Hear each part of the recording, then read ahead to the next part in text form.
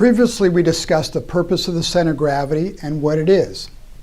Some of you may not yet be entirely comfortable with the what it is part yet. But don't worry, it'll become more clear as we go through the identification methodology. So let's begin. JP50 doesn't say how to identify a center of gravity. In fact, it refers you to JP2-01.3, which is the Joint Intelligence Preparation of the Operational Environment, which basically says, use a systems perspective and do a nodal analysis to determine where the enemy derives his strength. The technique it recommends is to, quote, to visualize. That's it, visualize. So how do you visualize and analyze a system? Joint doctrine is silent on this subject, leaving it up to you. So I'll offer you a method to visualize and analyze a system to determine its center of gravity. It starts with the system's perspective, and you view the friendly and adversary entities as systems. But it uses the strategic framework of ends, ways, and means to answer three basic questions about the system. First, what is the end state or goal of the system? Second, how, what are the ways that the end state can be achieved? Lastly, it asks, what are the means required to execute the way or how that achieves the end state? Now, it's important for planners to devote sufficient study to these simple yet critical questions. Fortunately, operational design, along with the intelligence estimate of the adversary, will help answer these questions. The first step is to identify the end state or goal. Second, list the ways with an effort to identify the primary way that achieves the end state. It's also useful to think of the ways as a verb, because this helps identify the critical capability. Then third, list the means required to execute and support the chosen way. This is generally a list of things. Think of them as nouns, although they may include some actions. The last step is to select from the list of means that item that inherently possesses the critical capability to execute the chosen way. That item is the center of gravity. All others are just requirements. Note that the key step in this process is identifying the critical capability, that is, the way to achieve the goal. Identification of the critical capability must occur before identifying the center of gravity. Identifying the center of gravity is actually the last step, which is the reverse of doctrines, COG and critical factor analysis. Explained another way, ask, what do I need to do to reach my objective? And what can do it? The doer of that action is the center of gravity. We then validate our selection by using the does or uses test that separates the center of gravity from requirements, and we'll discuss this test shortly. This is a way of showing the relationship between the center of gravity and its critical factors. The critical factors are critical capabilities. These are the primary actions. Think of verbs, we abbreviate it as CC. They are not nouns, they are actions, verbs that things can do. Next are critical requirements, abbreviated CR. These are things that a COG must have, hence the word critical in order to execute the capability. These are nouns and critical must-haves. The last is CVs, or critical vulnerabilities. These are sub-elements of critical requirements that are vulnerable to enemy exploitation. They are directly connected to critical requirements. If you have a critical vulnerability that cannot be linked to a critical requirement, perhaps it is not critical, or it is just a simple vulnerability, or your list of critical requirements is incomplete. The center of gravity and critical factor should logically follow the same hierarchy as the ends, ways, and means relationship. Remember, you identify the goal,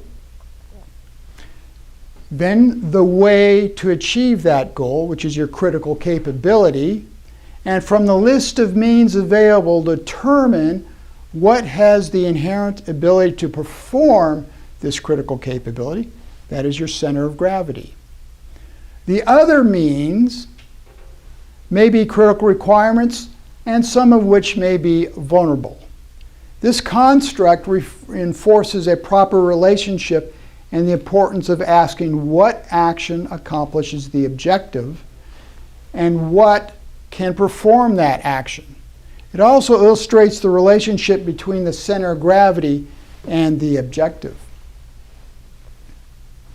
This construct differs from some of the doctrinal and instructional material that suggests you identify the center of gravity first and then ask what can it do. I would argue that is an arbitrary and flawed method. So we have a pretty good method to identify the center of gravity that is backed by the logic of the ends, ways, and means method, but we need a validation test. And it is the does and uses test, also known as the supported and supporting test. Doctrine's method to validate the center of gravity is, quote, the defeat, destruction, neutralization, or substantial weakening of a valid cog should cause the adversary to change its course of action, or prevent the adversary from achieving its strategic objectives, end quote. Again, that's from JP 50, page 3-24. The problem is this method relies on a wargaming process which doesn't occur until long after the cog has been selected and a course of action developed. And it doesn't really validate a center of gravity selection. It may, in fact, only suggest that you are exploiting a critical vulnerability or a critical requirement that neutralizes the actual but yet unidentified center of gravity. The does and uses method complements the ends, ways, and means center of gravity identification method, and it doesn't rely on wargaming of courses of action. This test is also useful when defending a selection of a center of gravity. The purpose of the does and use test is to verify the center of gravity selection and to identify critical requirements. This slide explains the criteria for the test, but let me offer you an example. Our system is a railroad. The end state is to produce a profit by transporting passengers and freight. The critical capability is to move freight and passengers from point A to point B. So to move is the critical capability. Now the means and resources required include the tracks, fuel, freight, passenger cars, operators and a support staff, and the locomotives. Now we asked from the list of means, what has the inherent capability to move the freight and passengers? Tracks. No. They do nothing by themselves other than support and guide the train. They are used by the train. Fuel? No. Fuel does not move anything. It is used and consumed by the locomotive. The cars? No, they hold freight and passengers, but they do not move them. Cars are used by the locomotive to move them. Operators and staff? No, they are critical, but they do not have the inherent capability to move the freight and passengers. The locomotive? Yes. The locomotive is the doer. It has the inherent capability to move. But it cannot do so without the other means. The fuel, the operators, and therefore the other means are critical requirements that the center of gravity requires to function.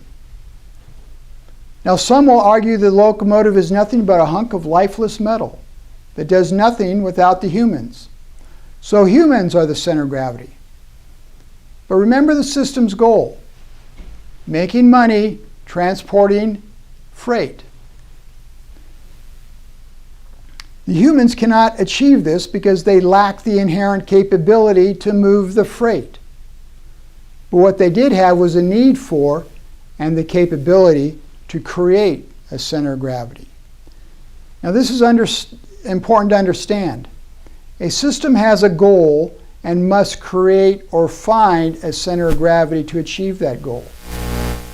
Remember, the center of gravity is the doer that performs the capability that achieves the objective. Everything else are supporting or perhaps critical requirements. Now we'll discuss when to identify a center of gravity. There is very little discussion in doctrine on when you should identify the center of gravity. Although JP50 has figures that suggest it's during operational design's environmental phase, that is actually an editing error. We identify friendly and enemy cogs at different times, and the identification of the enemy center of gravity occurs first. Operational design's problem identification step is where we start the identification process.